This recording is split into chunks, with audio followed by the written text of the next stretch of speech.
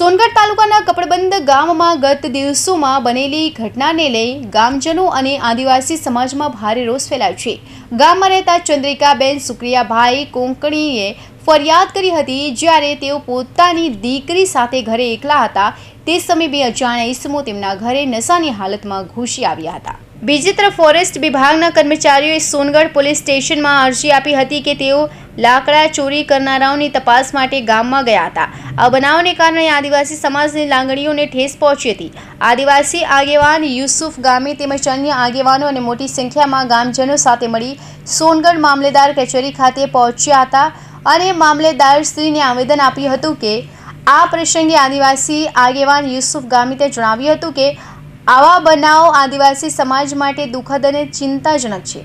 નિર્દોષ લોકોને પરેશાન કરવું યોગ્ય નથી।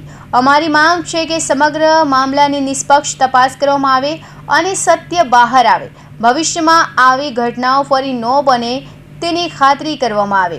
જો આની અવગણના થશે તો આદિવાસી સમાજ મૌન નહીં બેસે। આ રીતે અનેક આદિવાસી આગેવાનો તથા સમાજજનો મોટી સંખ્યામાં હાજર રહ્યા હતા અને ચીમકી આપી હતી। મારું નામ યુસુફ ગામિત છે। હું સોનગઢ તાલુકા પંચાયતનો માજી પ્રમુખ છું। આજે સોનગઢ વિસ્તારના આદિવાસી લોકોને તંત્ર દ્વારા હેરાન કરવામાં આવી રહ્યું છે એ વાતની જાણ થતા સોનગઢ તાલુકાનું કાપડબંધ ગામ કે જે ડાંગ બોર્ડરને અડીને આવેલું છે અને ત્યાં વન વિભાગના કર્મચારીઓ દ્વારા રાત્રે 9 વાગે એક ઘરમાં તેઓ ઘૂસી ગયા હતા અને એ ઘરમાં ફક્ત 2 મહિલાઓ હતી। જ્યારે એમને ચોર સમજીને બૂમાબૂમ કરવામાં આવી ત્યારે ગામ લોકો ભેગા થતા એ 2 વનકર્મીઓએ સોનગઢ પોલીસ સ્ટેશનમાં અરજી નોંધાવી છે। આજે અમે સોનગઢ મામલતદારશ્રીને રજૂઆત કરવા માટે આવ્યા હતા કે આવી રીતે અમારા આદિવાસી વિસ્તારમાં પોલીસ હોય, વન વિભાગના કર્મચારી હોય કે પછી કોઈ પણ સરકારી તંત્ર હોય, ગામમાં જ્યાં મહિલાઓ હતી ત્યાં ઘરમાં ઘૂસી જવું એ કેટલા અંશે યોગ્ય છે અને એના માટે જ અમે ન્યાય મેળવવા માટે અને એવા અધિકારીઓ અમારા વિસ્તારમાં જોઈતા પણ નથી એ વાત કરવા માટે અમે મામલતદારશ્રીને આવેદનપત્ર આપવા માટે આવ્યા હતા। નંદુરબારની ઘટના છે જ્યાં એક આદિવાસી યુવાનને જે સમાજ માટે બોલતો હતો, સમાજ માટે લડતો હતો, એને પણ બિન આદિવાસીએ ચપ્પુ મારીને એની હત્યા કરવામાં આવી છે। એનો પણ આદિવાસી સમાજ સખત શબ્દોમાં વખોડે છે। આવી જ આ ઘટના અમે કપડબંધની પણ જોઈએ છે, ત્યાં પણ બિન આદિવાસી હતા અને તેઓ પણ આવી રીતે ઘરમાં ઘૂસી ગયા છે। અમારા વિસ્તારમાં ડરનો માહોલ છે અને આ વિસ્તારના લોકો પણ કહી રહ્યા છે કે વારંવાર આવી રીતે 7 વખત બીજાના ઘરોમાં ઘૂસીને આવી રીતે હેરાન કરવામાં આવ્યા છે અને એના માટે અમે મામલતદારશ્રીને રજૂઆત કરી છે કે એવા અધિકારીઓ પર તમે કડકમાં કડક કાર્યવાહી કરો। એની સાથે સોનગઢ તાલુકા પંચાયતમાં બીપીએલ એપીએલ ના જે દાખલા કઢાવવા માટે આવે છે, દૂર દૂરથી લોકો આવે છે, વૃદ્ધ પેન્શન માટે આવે છે, રેશન કાર્ડ માટે આવે છે, તો ત્યાં પણ એ વેબસાઇટ પણ બંધ છે।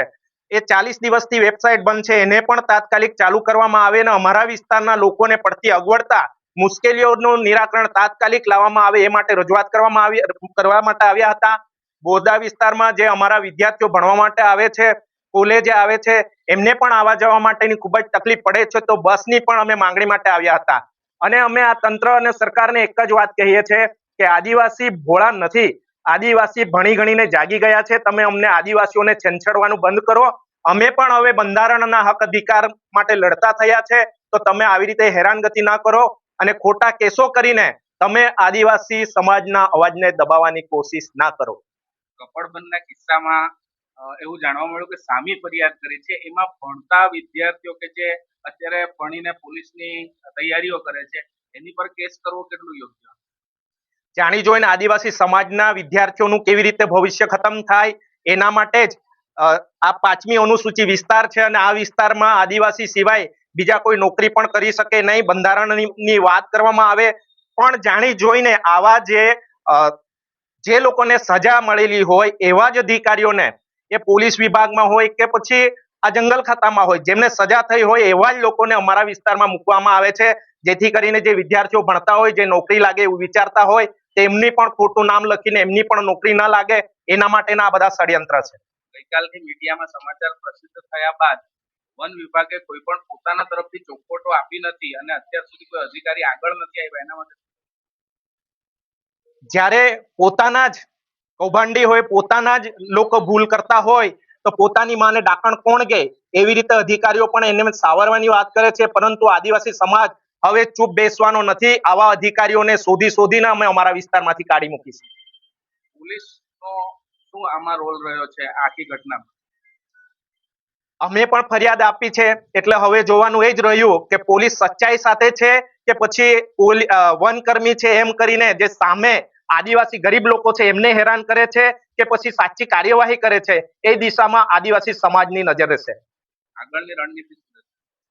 જો અમને આનો યોગ્ય નિરાકરણ ન મળ્યું, જો અમારા આદિવાસી લોકોને હેરાન કરવાનું બંધ ન કર્યું, અમે આવનાર દિવસોમાં આ સોનગઢ બ્લોક કરી દઈશું.